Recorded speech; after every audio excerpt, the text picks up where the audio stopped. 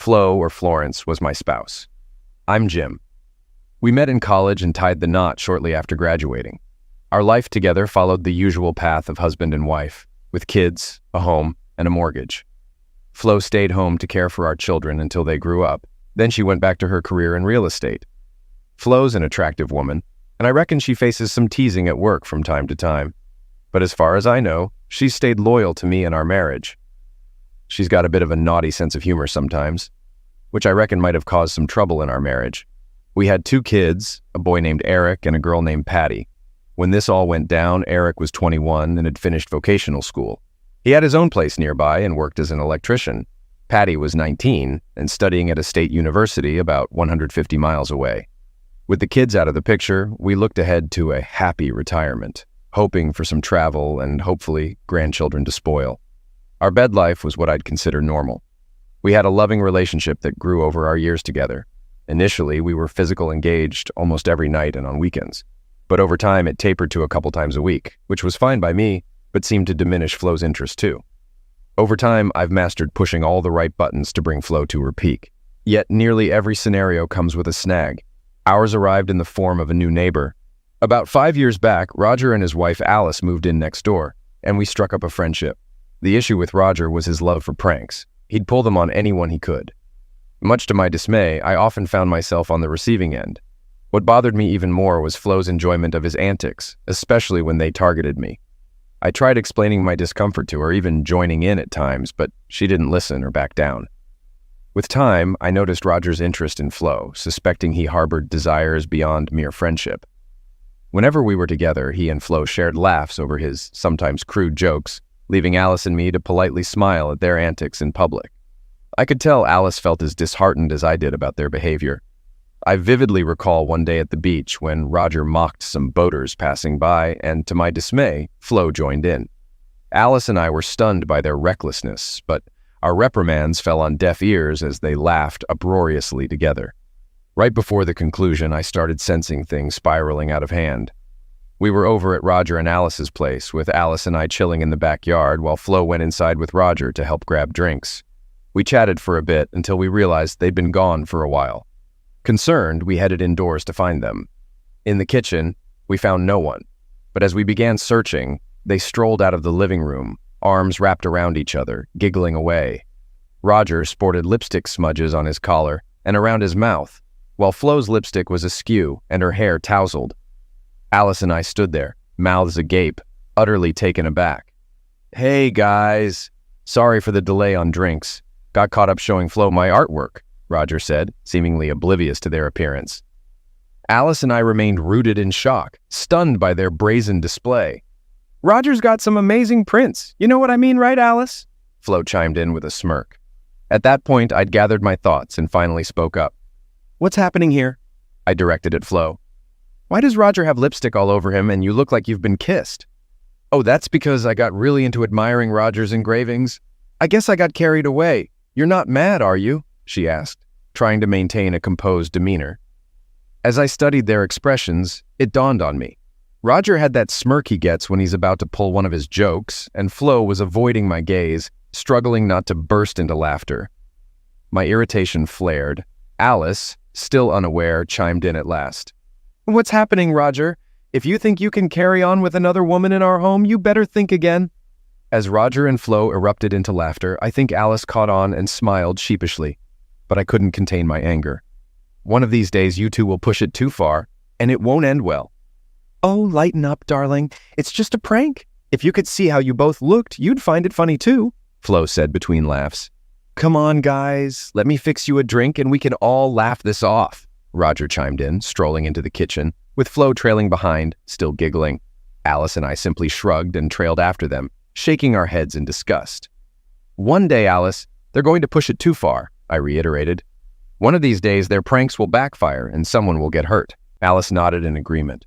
That night, when we returned home, I could tell Flo sensed my lingering anger, especially regarding her role in the prank.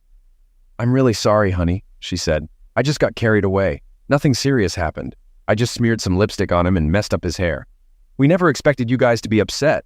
We were about to call it off when you and Alice finally showed up. Are you still mad? It was just a joke." "I'm trying not to be, Flo. but you have to stop getting involved in Roger's pranks. I nearly had a heart attack seeing you look like you were kissing him. You know how important loyalty is to me." "I understand, honey. I value loyalty just as much and would never do anything to hurt you. Just please remember that, okay? Give me a passionate kiss and forgive me," she pleaded. A couple of weeks later, we were back at Roger and Alice's for dinner on Saturday night. Just as we finished eating, a call came in that Roger mistakenly thought was for Alice. Alice worked as an ER nurse at a local hospital. After he hung up, he turned to Alice.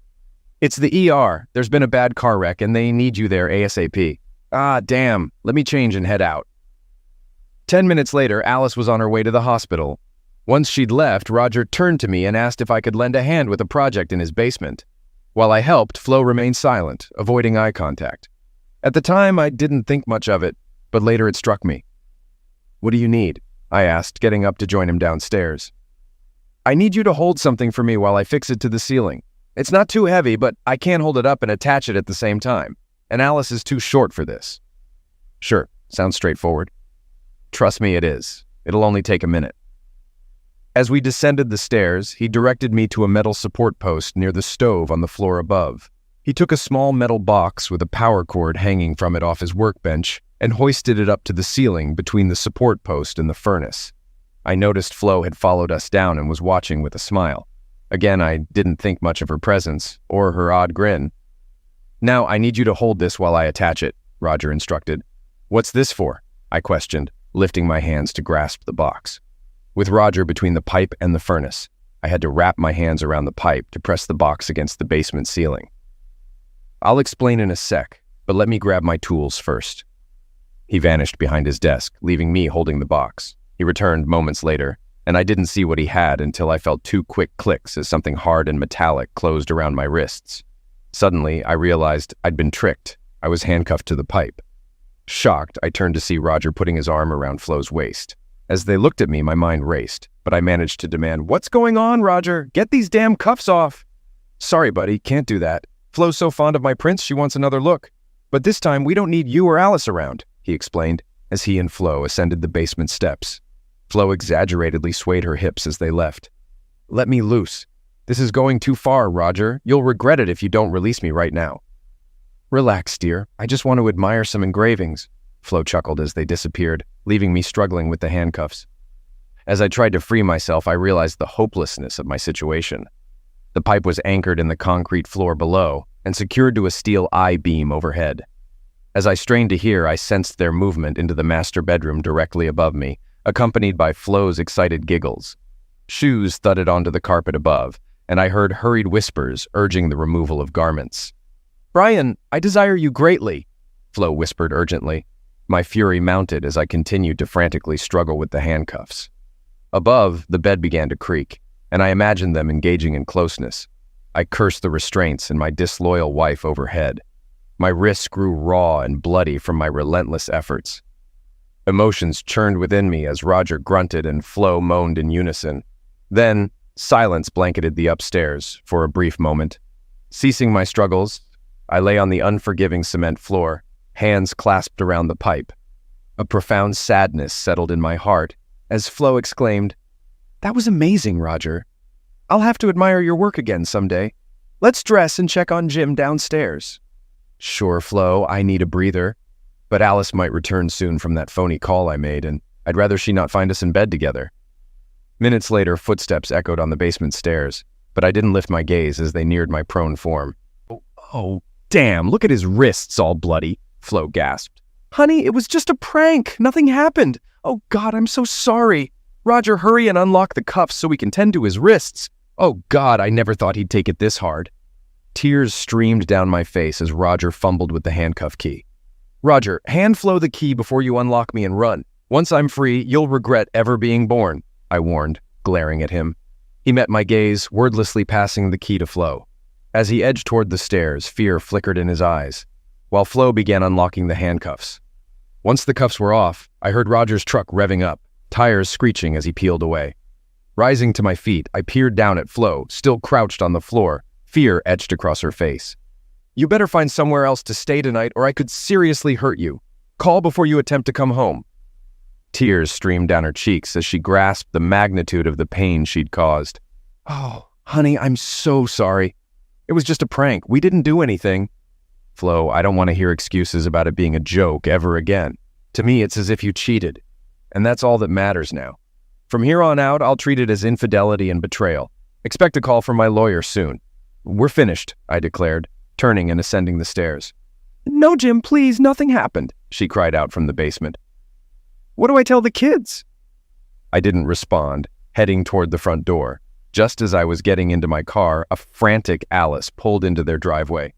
"Where the hell is my lousy husband? There was no accident, and I didn't need an ambulance," she exclaimed as she stepped out of the car. Suddenly, she noticed my wrists. "What happened, Jim? Dear God, look at your wrists. Let me bandage them for you." Roger and Flo pulled another stunt, I sighed. "Alice, they've crossed the line this time. I'm divorcing Flo." "Oh God, what happened?" "You'll hear it from Flo and Roger. I'm heading home to take care of my wounds. Once there, you can inform my cheating ex-wife that she'll find her belongings on the porch. If she wants back in, she'll need a court order." "Oh God, what did they do?" Alice wailed, rushing into the house in distress.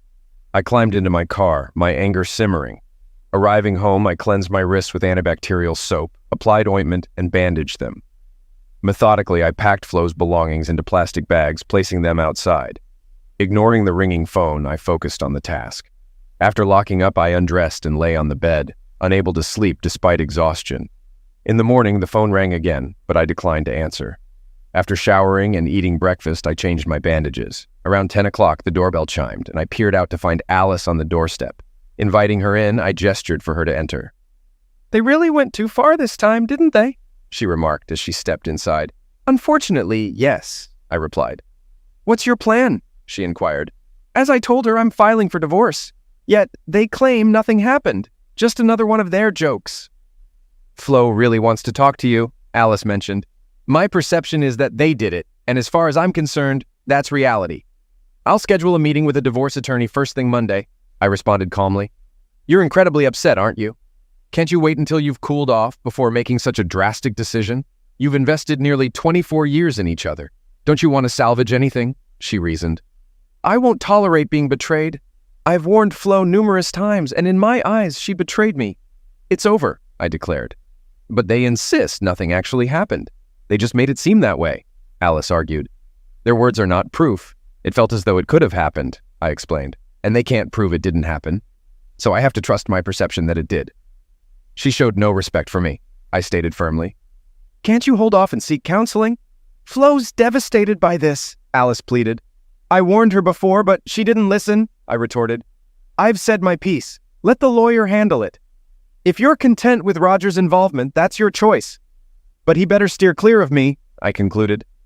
"I haven't decided what to do about Roger yet, but I hate to see our friendship end over this.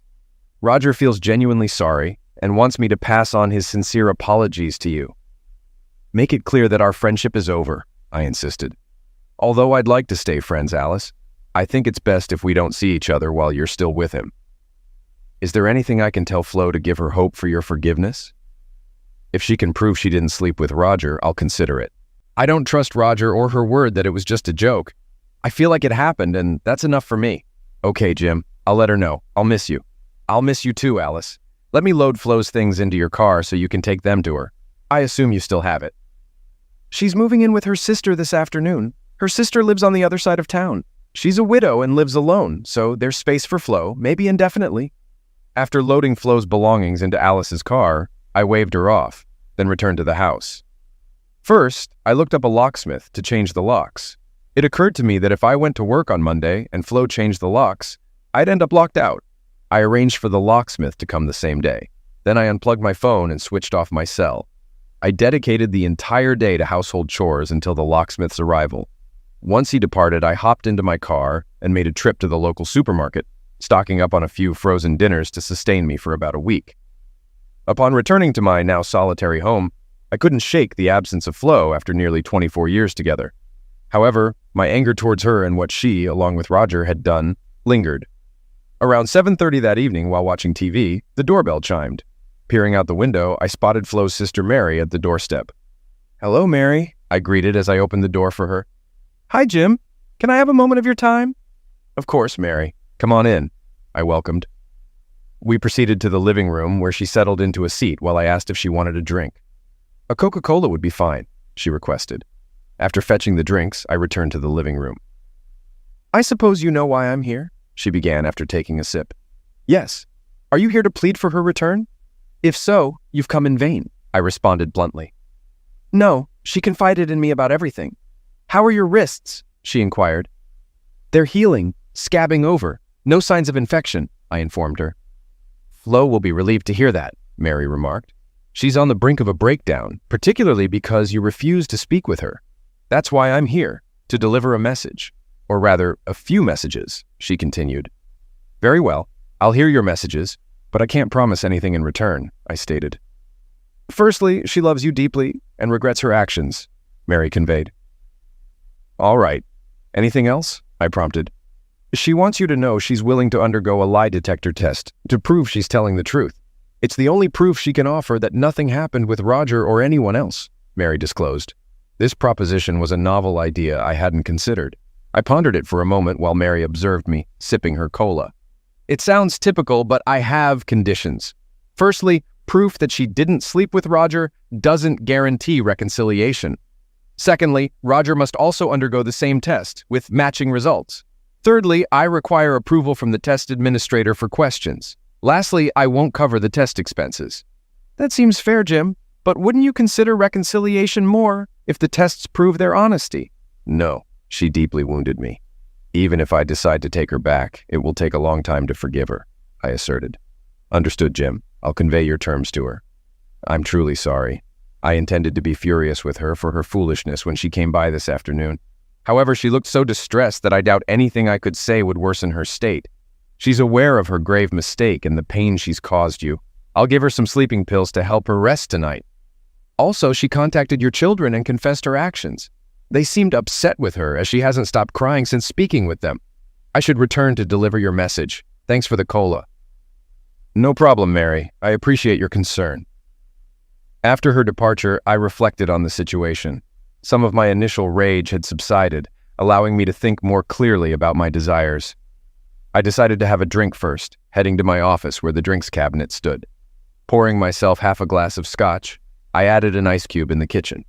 Without returning to my seat, I wandered the house, reminiscing about our shared married life. Did I truly want to end it all?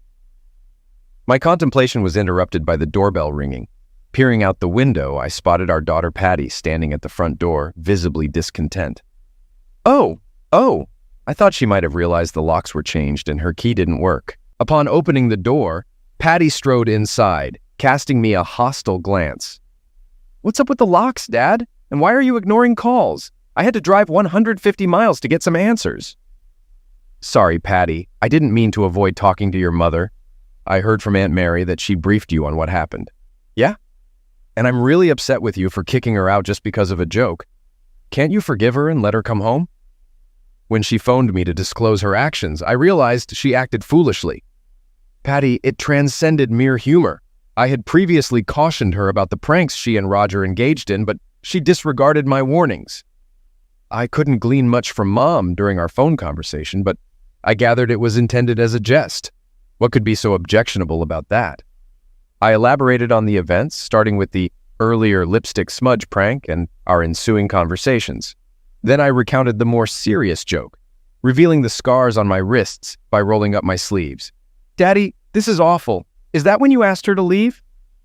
Yes, it seemed like they might have had lovemaking. It sounded just like they described, and I know your mom's bedroom noises.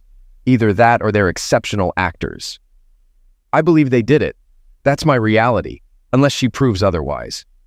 I suggested your mom take a lie detector test, and Roger too. If the results prove true, I'll have to trust her. But it hurt deeply that she thought I'd find being betrayed a joke. I might not be able to reconcile with her. I'm really sorry about all this, Dad. I hope you and your mom can work through it because I love you both, despite what she did. I'm trying to make it work, baby, because I miss your mom dearly, but I'm still struggling with her lack of respect for me. Okay, Daddy, I understand now that I know what happened. I'm going to visit Mom and try to calm her down. I'll probably stay at Aunt Mary's tonight, and I have to return to school tomorrow. Please turn on your phone so I can reach you. Eric also wants to talk to you. He's working upstate and tried to call you after Mom contacted him. Sure, baby. I'll switch the phones back on once you're gone. Come here for a hug.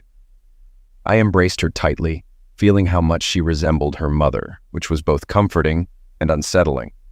I cherished her deeply. She'd always been my little girl. Goodbye, Daddy, she said, opening her car door. I waved as she drove off, then returned inside, resuming my solitary drink and turning my phones back on.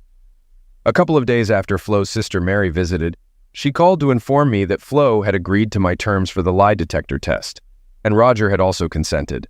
Roger offered to cover the cost of his test as a sign of remorse for his involvement in the prank. Mary also provided me with the contact information for the testing administrator. My anger towards Flo for her involvement in the prank had somewhat subsided, but I felt deeply despondent. If she truly loved me and hadn't been physically engaged with Roger, how could she participate in such a humiliating joke? I began to entertain the possibility that her love for me had waned, despite her claims of wanting reconciliation. It boiled down to whether I was willing to endure a loveless marriage if tests confirmed no carnal involvement. Flo attempted to reach out to me multiple times, but I promptly ended the calls upon hearing her voice. Subsequently, her sister acted as an intermediary, relaying Flo's apologies and desires to reconcile. However, I maintained my stance, insisting on awaiting the results of the lie detector test before making any decisions. During this period, our son Eric fervently urged me to forgive his mother and allow her to return home. Despite my efforts to explain the situation and the hurt her actions caused, he struggled to comprehend my pain and persisted in his plea for her return. I realized that our relationship could become strained if we ended up divorcing. Thankfully, our daughter Patty showed more empathy and support for my situation. After Mary provided me with the test administrator's contact details, I reached out to legal and law enforcement acquaintances for insights. Reassured by their recommendations, I scheduled an appointment with the administrator, confident in his ability to conduct an impartial test. The following day, I discovered that Flo and Roger had already contacted the test administrator, Jack Harlan, and scheduled tests for both of them in 2 days. They designated me as an interested party authorized to control the questions asked. I informed my boss the next day about needing personal time and visited Jack Harlan's office. After explaining the situation to him, we discussed the questions he would pose to determine whether Flo and Roger had engaged in carnal activity. Jack assured me that he would ask the same questions to both parties, compile their responses, and provide a final written report. He agreed that matching test results from both would confirm no carnal activity. Had this not been the outcome, trust in Flo might have been irreparable, leading to inevitable divorce if the tests indicated lying. Returning to work, I felt more assured that clarity regarding any carnal involvement would soon emerge. Yet I acknowledged challenging decisions lay ahead. Over the next 3 days, I adhered to my usual work routine, staying late to avoid returning to an empty home. Evening meals were taken at a nearby diner, followed by whiskey at home, where sleep was elusive. The absence of Flo's warmth and love weighed heavily on me. Before the morning of the test, uncertainty lingered. However, a clear lie detector report would pave the way for Flo's return, with the assurance that she'd refrain from any more insensitive pranks, especially after seeing how deeply the last one affected me. The tranquility lasted until the phone rang just after 11. It was Alice. "Jim, it's Alice. I found something important. Roger's at the testing center. Can you come now?" Her tone sounded ominous, prompting me to rush next door. Following our usual routine, I entered through the front door and heard Alice's voice from the office. Inside, I found her at her desktop computer, wearing a concerned expression. "Jim, I need you to see this." I pulled up a chair beside her. "Jim, Roger's been acting secretive since Tuesday. A couple of times I caught him quickly minimizing something on the monitor when I passed by this door. Also, he tends to leave the room when he's on the phone. I'm pretty sure he spoke to Flo yesterday. This is my first chance to check our computer without him around." With that, Alice clicked on the Google icon, revealing his search history since Tuesday. My blood ran cold as I scanned through some of the research. There were 4 different searches on how to beat a lie detector test. Alice and I sat side by side, reading through many of the pages her husband had browsed. After digesting enough, we retreated to her living room to discuss our findings. Our conversation continued until we heard Roger's car pull up outside. As he entered and greeted us with a wary look, he took a seat on the couch opposite Alice and me. If I hadn't been observant, I might have missed the slight limp as he favored his left leg. This was all the reassurance I needed, Roger. I believe you passed the test with flying colors. Honestly, I had a hunch nothing untoward happened that day, I remarked. Catching Alice's puzzled glance out of the corner of my eye, I realized I hadn't shared my plan with her yet. I spoke up. If you promise that you and Flo will never pull another stunt like this again, I'm willing to let bygones be bygones and shake hands. Perhaps even skip reading the report altogether. Relief washed over his face as he readily gave his word. With a smile, I rose from my seat and approached him. As he extended his right hand, I took a step closer, firmly planting my foot on his right leg.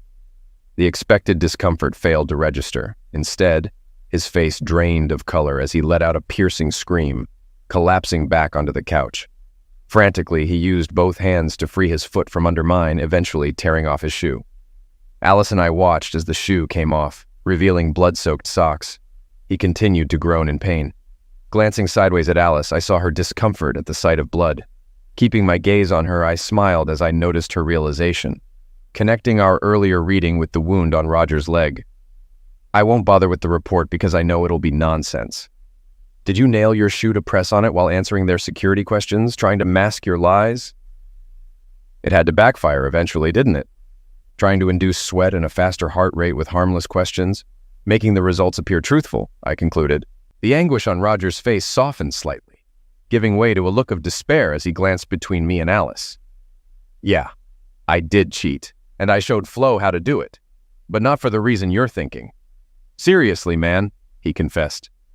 All right, Alice, brace yourself, I remarked as we both resumed our seats, and Roger gently applied pressure to his sole to staunch the bleeding. Observing Alice's disapproving expression at the mess on the floor, I briefly entertained the thought of suggesting that she make him clean the carpet with his tongue. To his credit, Roger remained silent, offering no attempt to dramatize this new revelation. We didn't know what questions you posed to the examiner.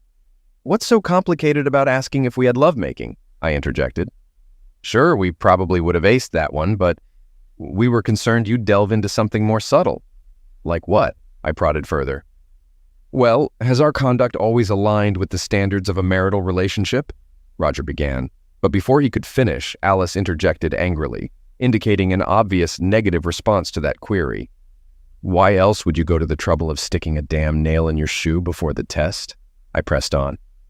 I'm guessing the fact that you arrived with the nail still lodged inside means you forgot to bring extra shoes or a pair of pliers. Planning ahead has never been your strong suit, has it? I added, addressing Alice as I spoke. Please, honey, I didn't want to lose you, Roger pleaded. And Flo certainly didn't want to lose Jim. So, dear husband, when and what did you do that wouldn't measure up to the standards of a marriage? Alice inquired, her tone stern. Roger shifted uncomfortably in his chair and responded in a subdued voice.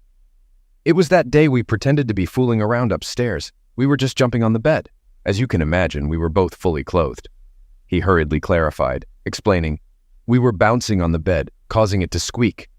I can't even recall who initiated it, but somehow we began touching each other through our clothes. We both found it enjoyable. We were incredibly foolish. I felt a bit puzzled. I pride myself on being a good judge of character, and this rings true. If not, Roger is exceptionally skilled at conjuring excuses on the spot. I glanced at Alice. Is this satisfactory? I asked. Not even close, she retorted. This pair has demonstrated such proficiency in deception and scheming that I am far from convinced, Alice continued. Roger, tend to your leg, apply some antiseptic, bandage it, and then I suggest you leave. I need time to contemplate. Plus, there's the matter of cleaning up yet another one of your messes, Alice snapped, indicating a stain on the carpet near Roger's foot. Despite Roger's acting skills, the look of dread on his face betrayed his deep concern about the fate of his marriage. I have a video, Alice, he blurted out suddenly. What? I exclaimed simultaneously. We sounded like a twisted duet. I installed a camera in our bedroom before we handcuffed you in the basement. I captured everything, Roger confessed before I could react. Then why the hell didn't you mention this a few days ago? I demanded. Roger didn't need to respond to that question.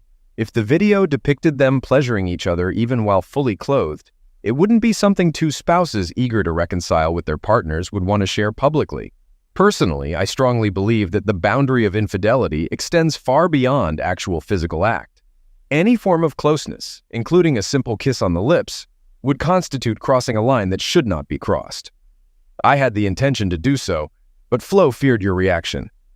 We instructed Roger to tend to his leg, and then present us with the video. While Roger was out of the room, I sent Flo a message. I couldn't resist adding to her already mounting anxiety. Remove the nail from your shoe and come over to Alice's house. Roger is going to show us a video. Normally, it's just a minute's walk from Mary's house to ours, but it took a good 35 minutes before there was a knock on the door. Alice opened it and welcomed in Flo and her sister Mary. Flo's makeup was smudged, and her eyes were teary. Mary explained that my wife panicked as soon as she read my message, realizing that I had caught on to her little scheme. Flo appeared far less composed about the test results than Roger did upon his return home. Mary simply glanced at me and raised her eyebrows at Flo's further self-destructive behavior. Flo attempted to embrace me, but I guided her to sit beside me on the couch. She kept studying my expression, seemingly trying to gauge my feelings. I wondered if Mary had any inkling about the contents of the video. Alice and I didn't waste time during those 35 minutes. Our discussion centered around what our likely course of action would be if the video indeed confirmed Roger's claims. Alice had already made up her mind that she would likely forgive Roger for the bedroom incident, albeit after letting him stew for a bit. As for me, I was more conflicted. My initial emotional reaction was that my wife had betrayed me, something I had always deemed unforgivable. However, my logical reasoning was more composed. Flo had been an exemplary wife for 24 years, and our children had made it abundantly clear that they would be devastated if I didn't forgive her. A minute after everyone settled in, Roger arrived with his laptop. A USB flash drive protruded from one port while a cable emerged from the other. He positioned the computer next to the TV and powered it up. I found it odd that he didn't simply insert the flash drive directly into the TV. Then I recalled Alice's remark about his lack of tech savvy. Once the image on the computer screen synchronized with that on the TV, Roger muttered another apology and hit play. Flo kept her gaze averted from everyone in the room, including the TV. She was undoubtedly aware of my uncompromising stance on fidelity, making this an incredibly uncomfortable situation for her. Mary observed the screen intently, seemingly unaware of what was about to unfold. Roger appeared more at ease once again. He settled beside Alice and attempted to hold her hand, but she withdrew it. The clip, lasting about 10 minutes, essentially depicted what Roger had previously described. It was largely devoid of any eroticism. Within moments of its commencement, both protagonists appeared fully clothed, just as Roger had stated. Flo turned him onto his back, then positioned herself on top of him, echoing verbatim what I had heard while handcuffed in the basement. We observed that it was Roger who initiated the hand game, though Flo followed closely behind. This was incredibly difficult for me to witness for several reasons. Firstly, no man with any self-respect, apart from a few outliers, desires to witness his wife in such a scenario with another man. Secondly, it triggered painful PTSD as I relived the words that had devastated me less than a week ago. It reignited the burning and throbbing sensation in my wrists, a painful reminder of my inability to prevent what was unfolding in the room above me. Midway through, I shut my eyes tightly, attempting to block out the sounds. I didn't open them again until the room was filled with the silence that followed their shared climaxes. The silence felt deafening and all-encompassing. Even the normal sounds of breathing seemed absent within the room. I wasn't alone in my turmoil. Glancing at the screen, I saw Flo and Roger quickly separate. The video paused, revealing an empty bed before fading to black. The uncomfortable silence lingered in the room for several tense moments. Once the clip concluded, Mary cast a disgusted look at Flo, while Roger eyed Alice hopefully. Flo stared at a spot on the floor, her focus unwavering. The silence shattered when Alice abruptly rose to her feet, with Roger following suit. "You deceitful traitor," Alice's words cut through the air, shocking us all. It was the most severe thing I had ever heard her say, surpassing any prior expletives. Roger's expression betrayed his shock at her outburst. The sound of her open palm striking his cheek echoed like a fire shot. She was seething with anger. "I've never seen someone so enraged," I thought to myself, watching the scene unfold. But Alice wasn't finished. "Don't you dare touch me, you treacherous little scoundrel!" she seethed, her fury palpable. Roger dodged, narrowly avoiding a second slap. He winced, shifting his weight to his right leg, appearing bewildered. "This entire video is fabricated," he insisted. "But why? We had invited Jim and Flo over later that evening, hadn't we? We were planning to relax on the patio, right?" Alice's question came out more like a growl. "But due to the rain, we opted to stay indoors. Do you recall now? Roger still seemed puzzled, but nodded along with Alice's explanation. Alice pointed angrily at the TV screen. Look at this fool! The sunlight streaming through the window indicates it's not only a sunny day, but also morning. This window doesn't receive direct sunlight until noon. You concocted the entire story, didn't you? Roger's expression shifted from confusion to horror. That was all the confirmation I needed of their deceit. The abrupt transition from contemplating forgiveness to a resolute decision was disorienting, and I detest feeling humiliated. I could and indeed concurred that there might be a valid reason for attempting to deceive a lie detector test. There was only one explanation. They tampered with the video. The following moments were tense. Flo let out a loud groan and fled out the door, while Mary sat there, stunned. Alice advanced towards Roger, who attempted to maneuver past me, using me as a shield. I took a single stride and exerted all my force as I brought my foot down on his injured leg. Instinctively, he doubled over, and as his head reached a near horizontal position, it met my knee coming the opposite direction, causing his head to back up, blood spraying from his flattened nose. He joined Flo in a hurried flight away from home, leaving the three of us locked in a grim tableau. Alice stood trembling, tears streaming down her face, a sentiment I could deeply relate to. For the second time in a week, the man I had loved unconditionally for nearly 25 years shattered my heart. The realization that this was the same person who had kept me hopeful between crises was doubly shocking. Mary remained seated, seemingly stunned by her sister's foolishness and likely horrified by the lies Flo undoubtedly fed her over the past week. I approached Alice and enveloped her in a hug. I held her as she trembled uncontrollably, mourning the demise of her marriage.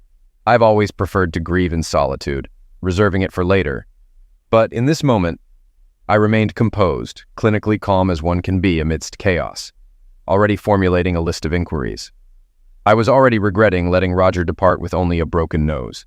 I glanced at Mary, pondering her reasons for staying. Was it to offer apologies for her role in this debacle, or was it due to her inability to tear her gaze away from the catastrophe unfolding before her? Unable to answer this without breaking my connection with Alice, which I had no intention of doing, I allowed my thoughts to race. It became apparent that Roger, while intelligent and adept at manipulation, was not as cunning as Alice. If she hadn't picked up on the sunlight clue at that moment, we might still be part of two successful couples. In hindsight, the doctored video was quite clever. Yet, I struggled to reconcile this with the fact that I was being deceived. I was certain that the soundtrack aligned perfectly with the words I had heard during that weekend, leading to an inevitable, logical conclusion. That certainty neatly fit into a slot in my mind, like the penultimate piece of a puzzle. They must have either overlaid the old soundtrack onto new visual footage or replicated the words and sounds in real time. Both scenarios were based on recordings made during the original incident. Suddenly, Roger's actions of playing the file through his laptop made sense. After giving Alice one final hug, I gently lowered her onto the couch and made my way to my laptop. I breathed a sigh of relief when I found it hadn't gone into sleep mode yet, which would have required a password to regain access. How silly, I chastised myself inwardly, realizing that if it had, I could have simply viewed the flash drive on another device. My mind was clearly foggy from everything that had transpired. With my fingers deftly navigating the keys and mouse, I closed the software and opened the video file displayed on the Explorer screen, revealing that we had just witnessed myself and Flo making 8. There were also files labeled 2 through 7. 2 more files caught my attention. One was titled Me and Flo Original, while the other was labeled Basement.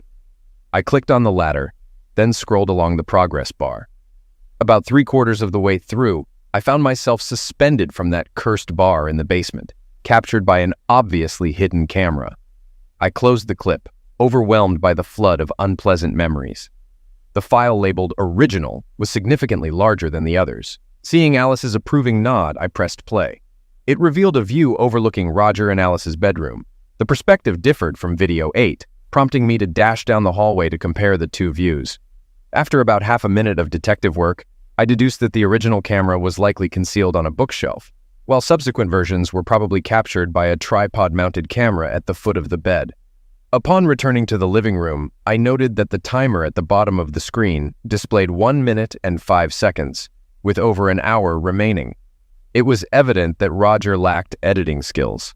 I fast-forwarded to 20 minutes before the end, then progressed in 30-second intervals until the action began to backtrack 30 seconds. I settled onto the sofa beside Alice, clutching her hand for mutual support. Let's just say the original version differed significantly from the subsequent ones. The only commonality was that it all commenced with Flo pushing Roger onto his back.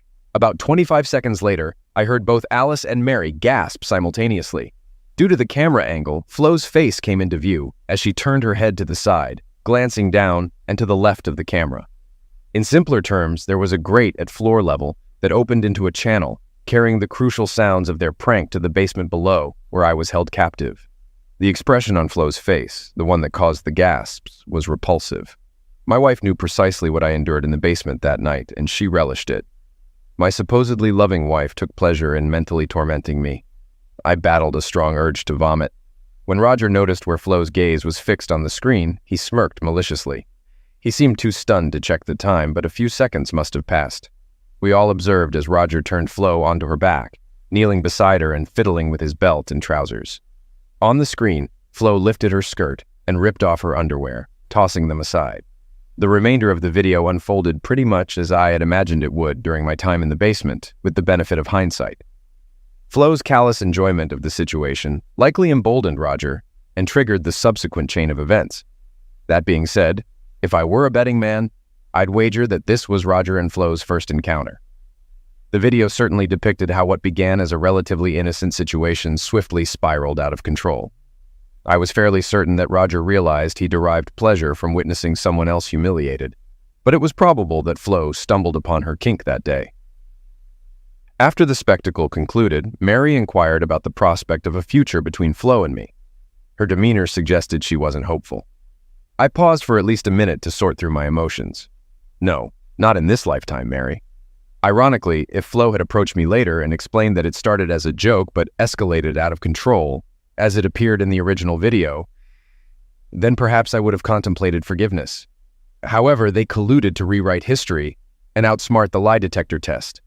This level of deceit is beyond what I ever believed she was capable of. It makes me question how well I truly know her. What else has she lied to me about? Moreover, we haven't yet viewed all the workout videos. After her initial slip-up, she returned and engaged in at least one more physical, interaction with Roger. How many times did they engage in such activities during these workout sessions? Then there was the expression on her face. I'm sure you noticed it too, Mary. I'm sorry, Mary, but it's over between us. Mary nodded solemnly. Please refrain from publicly shaming her, Jim. It would only embarrass your children. If you provide me with a copy of the video, I'll calmly explain the situation to Mom and Dad, Flo, and even your children if necessary. I nodded and expressed my gratitude. She departed sadly, but with determination in her expression. Alice had already opened the phone book to the legal section. Alice and I comforted each other for weeks. However, it became evident that any relationship is destined for painful memories, and we parted as friends. I was leaving her house late one night after once again providing her with comfort when I encountered an enraged Roger in her front yard. How could he ever hope to reconcile with Alice if I was visiting her 5 times a week? What a deluded fool. Glancing around for potential witnesses, I took great satisfaction in breaking his nose once more. I felt a sense of pride in myself. The memory of that sadistic grin on his face just before he destroyed my marriage would have been provocation enough. In the divorce proceedings, Alice practically crucified him when he demanded his share of the assets.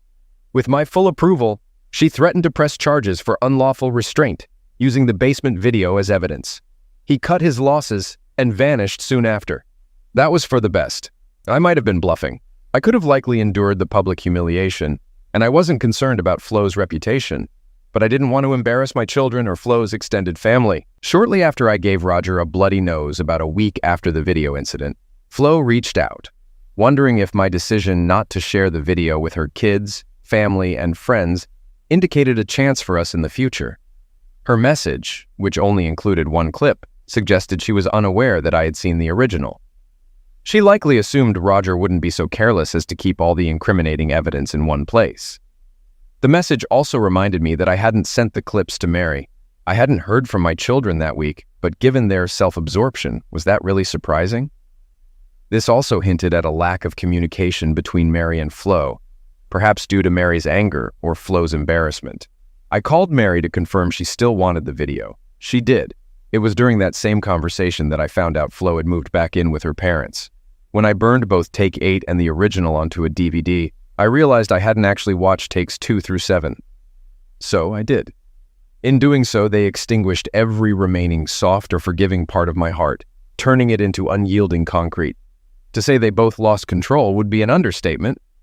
The same look of disgust appeared on their faces as Flo had in the original version. I almost reconsidered and sent the clips to everyone in Flo's address book before I calmed down and thought about how it would impact my children. I tried to find Roger, but he had already skipped town. No, Flo won't be forgiven, and unfortunately, Roger won't get a third broken nose. I sent all the clips to Mary with a warning that if I heard any complaints about how I treated Flo, I'd release the entire video. She must have done a good job, because one by one, Flo's parents, Eric and Patty, called to tell me they understood why my marriage was over. Later on, I discovered that Mary recounted the entire ordeal to them and offered to show the clips as proof. Only Flo's mother took her up on the offer. Struggling to believe the narrative, she apparently became ill halfway through watching the original clip. Following this, Flo didn't contest the divorce. Through Mary, I found out she had found refuge from the toxic environment at her parents' house by renting a small apartment. I wasn't aiming to cheat her in the divorce. 24 solid years had to count for something, and I didn't want any repercussions from my children down the line. If and when they eventually forgave their mother, Flo sent me a sincere letter apologizing for her actions and attempted cover-up. The loneliness she expressed leaped off the pages. She pleaded for forgiveness, but more to reconcile with herself. Her appeals for me to forgive her for the sake of her parents, our children, and mutual friends nearly moved me to tears. Nearly. I wasn't seeking a replacement yet, but there was no shortage of single women vying for my attention. Ask any middle-aged woman about the availability of suitable, decent-looking men with good morals, and she'll paint a bleak picture. I'm looking forward to meeting new ones. And since I have no intention of marrying again, I anticipate many, many such encounters.